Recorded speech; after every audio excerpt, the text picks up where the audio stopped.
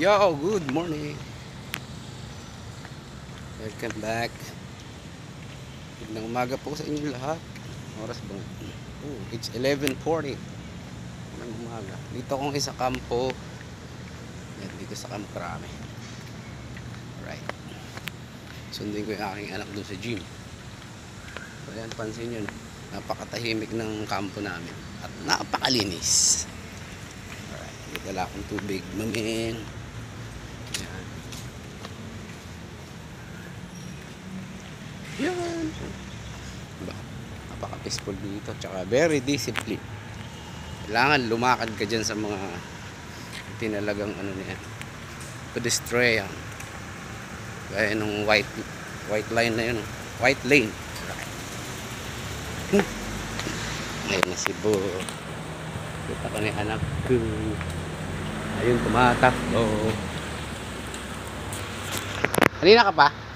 Ando yung motor, hili ka. Nang, baka basa. Nabasa nga. Sabi ko na eh. Yan na si Pom. Ang tubig. Malamig, malamig.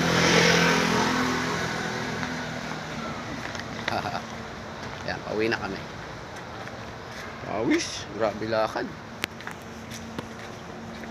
Hello Kyle. Kiel, ayan. Iniwan ko sila sa bahay. After nito, pag uwi namin, diretso naman kami ng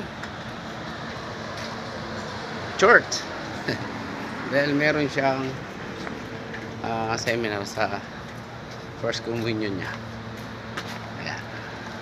So ganito kami palagi.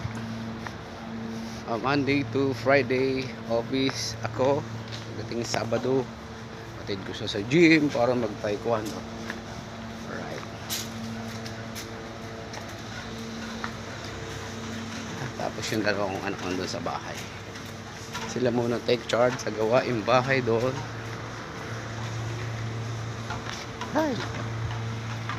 Shout kay Kyle, malamang naglalaba yun.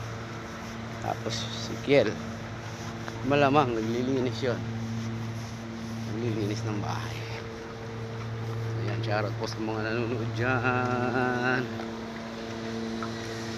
Lapit na ako sa aking motor. Ayun. Ayun yung motor.